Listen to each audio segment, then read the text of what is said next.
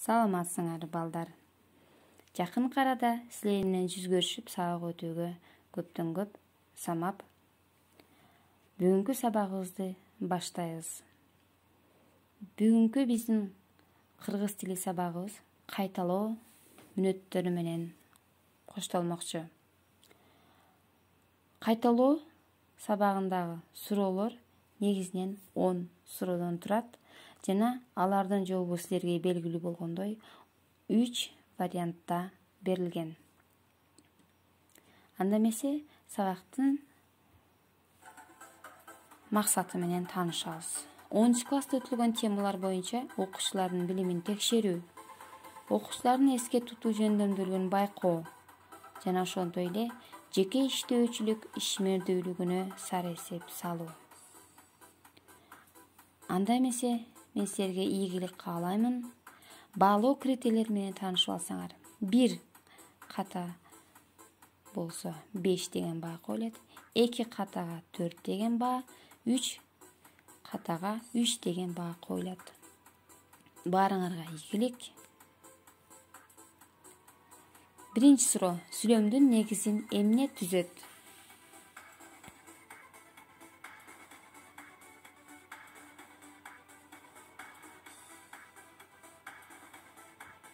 Жоопторун өзүбүздүн жооптор менен салыштырып, туура вариантын белгилейбиз. Айкындоочу мүчөлөр, баш мүчөлөр же болбосо бирөөмчөй мүчөлөр.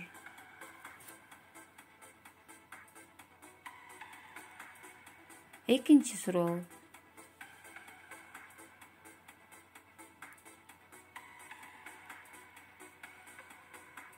аныктооштун суроосу.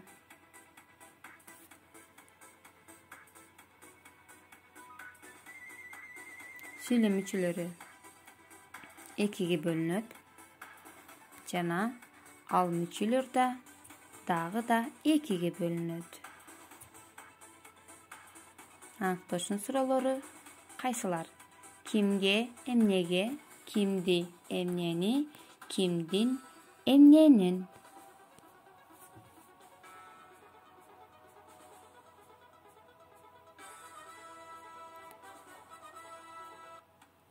Үчүнчү суроо: сүйлөмгө мүчө боло албаган сөздөр.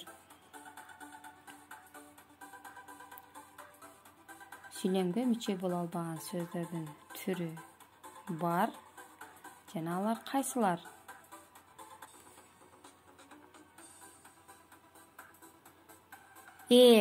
Баяндооч, сырдык сөздөр. Б. Суроолуу сүйлөмдүн сөздөрү. Каратма, сырдык жана киринди сөздөр. Демек, сүйлөмгө мүчө боло албаган сөздөрдүн катарын түзгөн жоопторду табабыз. 4-чү суроо: кыргыз тилиндеги үндүү тубуштар бири-бирине берген эмнесине карай үндөшүп колдонулат? Үндүү тубуштар жөнүндө сөз болуп жатат жана алар кантип үндөшүп колдонулат? Таасирине карай, окшоштугуна карай, жалпылыгына карай.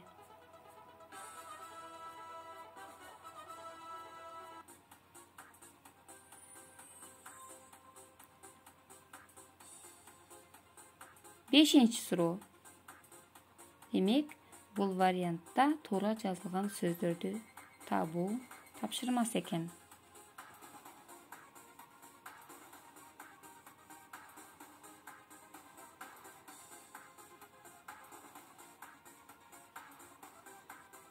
Сары челек, өздүрүк, бейбилдик, бөрү карагады. Бейпилдик, улуу майрам. Демек, мында энчилүү аттар да бар, татаал сөздөр бар. Демек, туура жоопту белгилегенге аракет кылабыз. 6-чы суроо: ташымалдоо деген эмне? Деги эле ташымал деген эмне? Ташы деген сөз эмнени түшүндүрөт? Демек, биз ташымалдоо деген сөздүн лексикалык маанисине карай биз эреже чыгарып алсак болот. Сөздөрдү бөлүп жазуу, муундардын аталышы жана ошондой эле В вариантында сөздүн муун бөлүктөрү боюнча ташуу эрежелери. 7-ci суроо. Публицистика деген эмне?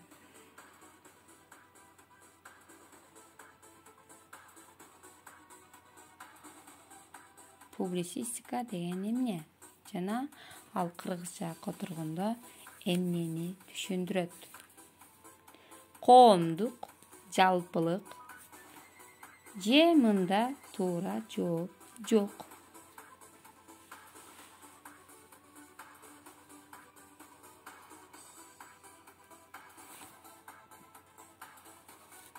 Кийинки суроого көңүл бурабыз. Кыргыз тилиндеги татаал сөздөр канчага бөлүнөт? Демек, биз сөздөрдүн татаал түрүнүн жана алардын канчага бөлүнүшүн эске алабыз жана туура вариантты белгилеп коебуз. Жай, татаал, суроолуу сөздөр. Кош, кошмок, кыскартылган сөздөр. Ошондой эле антоним, синоним, амоним сөздөр.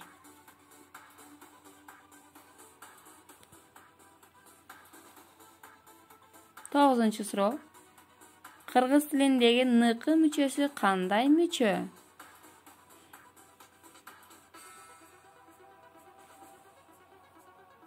Мисалы, асандыкы, баланыкы жана башка мисалдар менен биз жоопту таба алабыз. Жак мүчө, үчүнчү жактын мүчөсү же болбосо жалпы таандык мүчө деп белгилейбиз.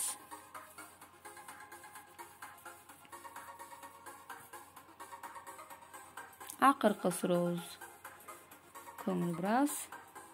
Кабагы карыш салаңдап деген эмнени түшүндүрөт?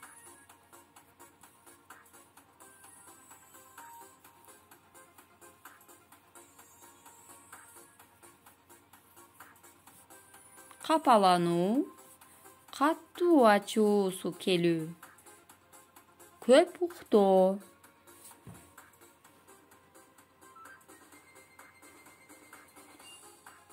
Демек, кабагы карыш салаңдап деген сөздүн маанисин чечкенге аракет кылабыз. Мына балдар, биздин 10 сурообуз менен тааныштыңар жана туура жоопторду белгиледиңер деген чоң үмүттөмүн. Көңүл бурганыңар үчүн чоң рахмат. Саламатта болгула.